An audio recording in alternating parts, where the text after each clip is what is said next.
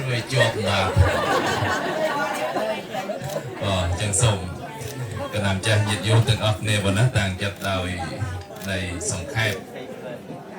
นะโมตัสสะภะคะวะโตอะระหะโตสัมมาสัมพุทธัสสะนะโมตัสสะภะคะวะโตอะระหะโตสัมมาสัมพุทธัสสะนะโมตัสสะภะคะวะโต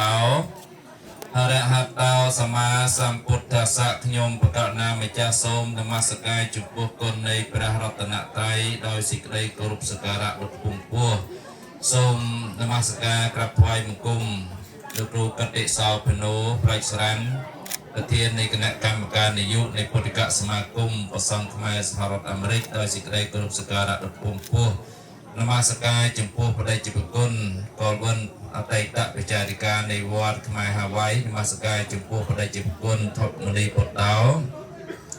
សុខទេវីបច្ចារិកាវត្តខ្មែរហាវ៉ៃដោយសេចក្តីគោរពនមស្ការចំពោះប្រធេរានុធេរៈគ្រប់អង្គដែលមានប្រវត្តិមាននៅក្នុងទីនេះចម្រើនពរញាតិញោមពុទ្ធបរិស័ទទាំងអស់គ្នាជាទីស្រឡាញ់រាប់អានដ៏សប្បុរសនៅក្នុងពធស្ថិតនៅក្នុងពេលព្រឹកប្រកបទៅដោយអាកាសធាតុល្មមសមរម្យដែលពុទ្ធបរិស័ទអាចទទួលយកបានទាំងអាកាសធាតុពលល្មមល្អសមរម្យនៅក្នុងឱកាសពេលនេះខ្ញុំគណៈអាត្មាភាពបានឱកាសអំពីបដិជប្រគុណធម្មសេរីដែលជាគណៈចាត់តាំងនៃកម្មវិធីបានឱកាសមុននឹងធ្វើកិច្ចបត្តានុមោទនានិងចម្រើនធ្វើកិច្ចបង្ស្កូលគេនឹងចម្រើនពរថាធម្មកថានៅក្នុងឱកាសពេលនេះគឺញាតិញោមពុទ្ធបរិស័ទទាំងអស់គ្នាបានសម្ដាប់នៅធម្មទេសនានោះគឺចំនួន2ក្រែហើយនឹងអវាទក៏ដូចជាដីកាខ្លះអំពីប្រកាសណាម្ចាស់ញាតិញោមពុទ្ធបរិស័ទនឹងបានសម្ដាប់ច្រើនហើយក៏ប៉ុន្តែគ្រាន់តែនិគមមកខាងដើមមកថាពិធីអននៅក្នុងទីនេះគឺមាន3របៀបវិរៈទី1គឺពិធីបន់ខួបគម្រប់10ឆ្នាំចឹងយល់ไหมហៅថាបន់ខួបនឹងឯបន់ខួបគម្រប់10ឆ្នាំក្រោមការចាត់ចែងរបស់បដិជប្រគុណបច្ចារិកាចឹងមានន័យថាបន់ខួបនៅក្នុងទីនេះគឺជាការវល់ជុំនៃការឧបដិតនៃការបង្កើតឡើងនៅក្នុងទីវត្តអារាមនៅវត្តខ្មែរហាវ៉ៃគឺវត្តពុទ្ធិរាមនៅក្នុងរដ្ឋហាវ៉ៃសហរដ្ឋអាមេរិករបស់យើងនេះគ្រាន់តែការធ្វើដំណើរមកគឺបដិជប្រគុណញាតិញោមពុទ្ធបរិស័ទទាំងអស់គ្នាបដិជប្រគុណមេសេរីចារិកានិវត្តអង្គរលោកនិមន្តមកជាមួយខ្ញុំគណៈអាត្មាហ្នឹងគឺទៅអូយតែលែងចែកញោមគឺថាឆ្ងាយចិត្តដល់ស្រុកខ្មែរនេះគឺជារឿងផ្ទាល់ហើយมันបាននិទានបញ្ជាក់ដល់ទៅបដិប្រគុណនៅព្រះស្នូទេព្រោះថាលោកថាអស់ចាយកប៉ាល់ហំដងនេះដូចជា7 8ដងញោមហ្នឹងហើយអូដឺមកថាដំបងឲ្យខ្ញុំគណៈអាត្មាទៅទទួលទៅត្រប់អីទេប៉ុន្តែដល់ថាមានរវល់ទៅបងចារិកាបងលីបតថាអត់ទេនៅទីនេះហើយមិនបាច់ទៅទេចាំឲ្យអ្នកផ្សេងទៅទទួលដល់លេតដល់មកល្ងាចថាលោកគ្រូអត់បានកិច្ចទៅណាទេត្រូវតែមកទទួលចឹងវាលេតបន្តទៀតដោយសារខាងពលាននោះមានបច្ចេកទេសបងចឹងនេះគឺជាការធ្វើដំណើរមកហើយចម្រើនពរថាក្នុងការកសាងដូចជាគូវត្តគម្រប់10ឆ្នាំនេះញាតិញោមពុទ្ធបរិស័ទដូចជា family របស់បដិជប្រគុណ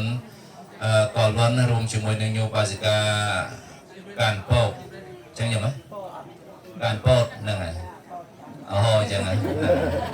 សរសើរសុខភាពញោមប៉ុណ្ណាហ្នឹងហើយហើយ family ញោមទាំងអស់គ្នាហ្នឹងគឺបើតាមខ្ញុំគណៈអាត្មាសង្កេតមើលទៅប្រៀបបានដូចជាក្រុមគ្រួសាររបស់អនាថបណ្ឌិកសេដ្ឋីអញ្ចឹងកសាងទីវត្តមួយឈ្មោះថាវត្តចេតពុនហើយជា sponsor ផងជាអ្នកឧបត្ថម្ភផងកូនចៅគ្រប់សពបែបយ៉ាងទាំងអស់គ្នាកើតឡើងពីក្រុមគ្រួសារហើយជាពិសេសគឺបានស្ដាប់នៅសន្ទរកថារបស់ញោមប្រធានញោមមន្ទឿនហ្នឹងហើយខ្ញុំគណៈអាត្មាគិតថាប្រសង់ទាំងអស់ហ្នឹងគឺទុកអារម្មណ៍ទុកចិត្តមិនបានទេជាមួយនឹងការកសាងទីវត្តអារាមនេះជាក់ស្ដែងដូចជាមានភាពអំណត់មានការទូស៊ូច្រើនអញ្ចឹងការគម្រប់ខួប10ឆ្នាំនៃវត្តអារាមគឺជាពិសេសគឺវត្តហាវ៉ៃនេះមានន័យថាជាការកសាងនៅសេនាសនៈនៅក្នុងព្រះពុទ្ធសាសនាយើងចាំតែប៉ុណ្ណឹងទៅបានទេបើទីវត្តអារាមនេះមិនទាន់បាក់បែកមិនទាន់មានការអន្តរាយទៅដោយវត្ថុអាកាសធាតុអីផ្សេងទេមានន័យថាញោមជាអ្នកកសាងទីវត្តអារាមនេះគឺចេះតែចម្រើនទាំងយប់ទាំងថ្ងៃនឹងគឺបុណ្យកុសលចឹងញោមណាញោម ក្រនដែលដឹងថាការកសាងនេះគឺចម្រើនទាំងយប់ទាំងថ្ងៃចឹងបានជាពុទ្ធិកាលោកសំដែងមកថាអារាមរូបាវណៈរូបាយេជានិសេតុការកាបបញ្ចៈឧត្តបានញ្ចៈ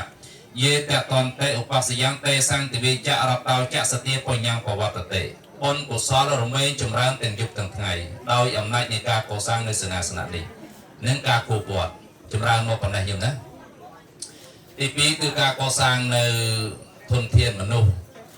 ឲ្យឈ្មោះថាការស្រោចស្រពសុគន្ធវរីប្រគេនបដិជគុណធម្មទូតមនីសុខទេវីគឺជាការកសាងយ៉ាងកម្រដូចជាញោមជាសហធម្មិកៈដែលនិមន្តមកអញ្ជើញមកពីព្រះរាជាណាចក្រកម្ពុជាខ្ញុំបាទស្ការហួស៊ីពេជ្រក៏បានលើកឡើងមកជាមួយនឹងក្រុមការងាររបស់ព្រះអង្គហើយជាមួយនឹងពុទ្ធបរិស័ទគ្រប់ស្តេតទាំងអស់គ្នាដែលអញ្ជើញមកទីនេះអញ្ចឹងការស្រោចស្រពប្រគេនសុគន្ធវេនេះគឺបីដូចជាធម្មទេសនារបស់លោកគ្រូកតិសោភិណូព្រះអង្គបានបញ្ជាក់មកហើយហ្នឹងហើយតាំងពីឆ្នាំ1962នេះគឺជាអមរេចបន្ថែមរបស់ប្រជាអធិការថ្មីយល់ណាគឺជាអមរេចបន្ថែមយោមតែឃើញរូបព្រះអង្គប្រជាអធិការ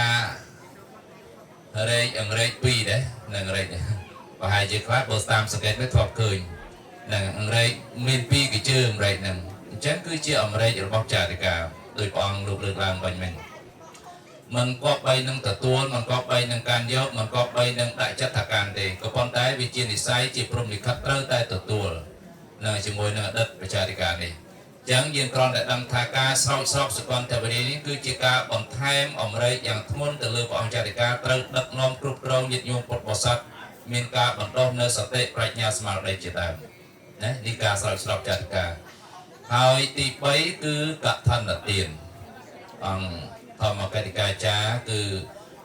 អគ្គជាអ្នកសាសនាព្រះអង្គបានសម្ដែងមកល្ងាចបាញ់ហើយក្នុងន័យជ្រាលជ្រៅនៅក្នុងកម្មវិធីបុណ្យកឋិនទានប៉ុន្តែខ្ញុំអាត្មាចង់សួរញាតិញោមពុទ្ធបរិស័ទមួយថាសំណួរហ្នឹងហាក់បីដូចជាញោមធ្លាប់ឮដូចជាហើយយើងថាក៏ផ្លែងក៏ថាបានដែរបើញោមឆ្លើយត្រូវធម៌ទេសនាត្រូវចប់ព្រោះម៉ោង7:11ហើយម៉ោង11ចប់សួរថាកឋិនហ្នឹងមានអីជាខាងដើមមានអ្វីជាកណ្ដាលហើយមានអីជាខាងចុងមកញោមណាឆ្លើយទៅមកចប់ស្ងាត់ចឹងមានអីតតនហើយមើលគូគ្រប់អង្គតែគុណខាងក្រោយលោកថាលោកកឋិនតាមញោមម្នាក់ហ្នឹងគាត់ថាកឋិនមានឆៃយ៉ាំជាខាងដើមមែនទេញោមប៉ុន្តែយើងអត់មានឆៃយ៉ាំទេប៉ុន្តែមានភ្លេងហើយមានអីនៅកណ្ដាលតាមម្នាក់ហ្នឹងគាត់ថាមានការទូត្រៃនៅកណ្ដាលនេះតែកមុខនេះដល់មានអីនៅខាងចុង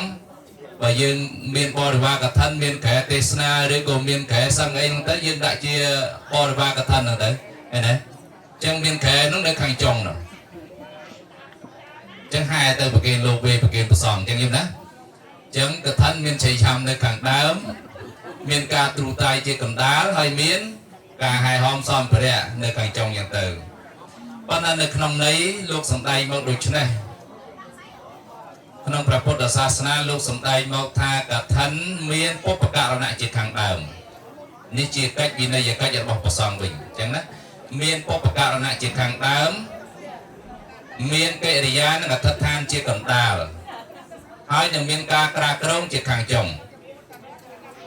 មិនអញ្ចឹងយល់ទេនេះគឺជាកិច្ចរបស់ព្រះសង្ឃទេអញ្ចឹងណាអញ្ចឹងសូមពុទ្ធបរិស័ទទាំងអស់គ្នាជ្រះថ្លាអនុមោទនានៅក្នុងការហែកឋិនទាំងអស់គ្នាសូមអនុមោទនាអានិសង្ឃរបស់កឋិនទាននេះបានសម្រេចអានិសង្ឃទាំងសងខាងគឺទី1គឺញាតិញោមពុទ្ធបរិស័ទទាំងអស់គ្នាជាអ្នកកសាងជាអ្នកធ្វើនៅស្បង់ស្បែកត្រៃជីវរប្រគេនចំពោះព្រះសង្ឃក៏បានអានិសង្ឃច្រើនដល់លើសលប់រីឯព្រះភិក្ខុសង្ឃជាអ្នកទទួលក្រាលនៅអានិសង្ឃនោះក៏រមែងបានសម្រេចនៅអានិសង្ឃសគុណ5យ៉ាងអនាមនចារោអស្មាទានចារោគណៈភោជនញ្ញេវតតជេវរញ្ញយោចតតវរុបាតោសោនិសង្ឃពវិសតិអានិសង្ឃទាំង5យ៉ាងនេះរមែងបានសម្រេចដល់ភិក្ខុជាអ្នកអនុមោទនាក្រាលនៅកឋិនណាបានសម្រេចនៅអានិសង្ឃទាំង5យ៉ាងនេះដោយលោកគង់ចាំប្រវត្តិសាស្ត្រដោយមិនដាច់ភាសាអញ្ចឹងធម្មកថាខ្ញុំគណៈបានលើកឡើងមកប៉ុណ្ណេះល្មមសំគួរដល់ការវេលានឹងបញ្ចប់នៅធម្មកថាសូមប្រគេនបុណ្យនិងជូនបុណ្យសូមអនុមោទនា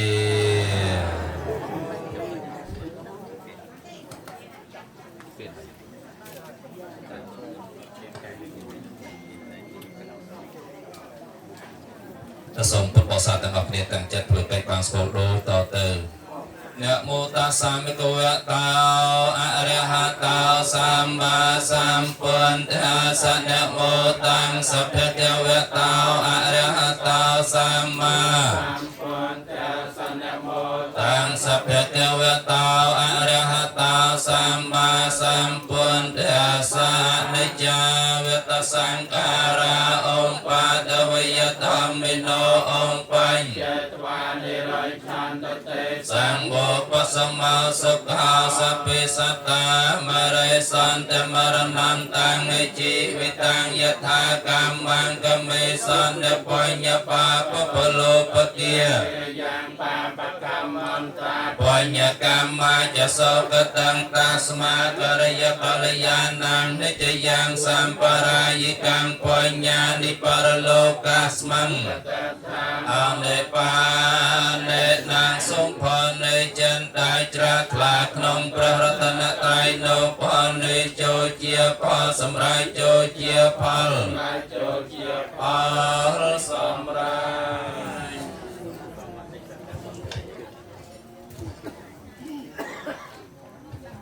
ก็สาธุสาธุสาธุในไงสมโยมประเกณฑ์ปัจจัยบูเจียทอนแต่เจ้าบานเรียที่ปันใดปันนังโยมสดับไม่บานปีรู้ให้โยมนะสมเลงมูลมากเลยปะแกอังหลักรูทอมแบบนี้วงโลกเจียทอมแบบทักจวบเล็กมวยตูเตียงประเทศกัมพูชีการพิชนาปีก่อน10 ปีเปล่าทอมแบบทักไอเจ้าบ่นะโลกประลองจวบธนาเจียนะนะธนาเจียกระทรวงทำการศาสนาระบอบปฏิจินจากกัมพูชีบานเฟ้อการพิธีประลองสัมมณะสัตูเตียงประเทศในนาปีก่อน10 ปีให้หลักรูเอ็มนำเองจวบจำนักธนาเล็กมวยในทางเทศนาเปล่าจังบันตกไอเตะกลายเกนั่นไงเตะไกลบัวว่าไอใช้มันเจสันแคบแต่ว่ารัวเจมันมาได้มีรอไปจังเตยุก็เกียร์ไทยได้ผสมแอนโมตัวนี้ให้เยอะนักเรียนจำบันบ้านนักเป็นมันไตเตียดนี้ไปให้จีนโยมเจนเตอร์ดัดเรียงดัดตะหนักเรียงพวกเราเรียงแต่ใช้ so now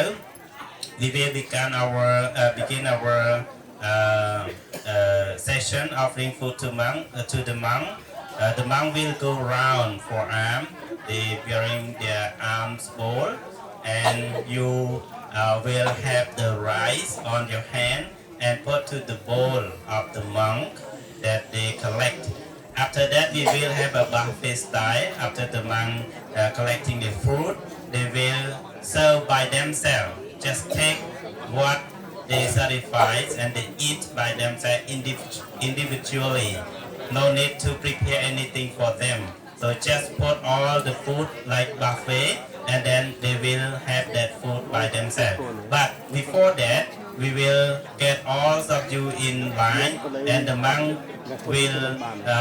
have their bowl and going round for collecting that alms. So this is just to be informed. So now we will dedicate this merit to our departed relative who are passed in long time or recently. So อนุโมทนีจงทรงโดดจ้าดักน้องพุทธบริษัทตือบอลติเตอร์ให้ดังอย่างไก่เปิล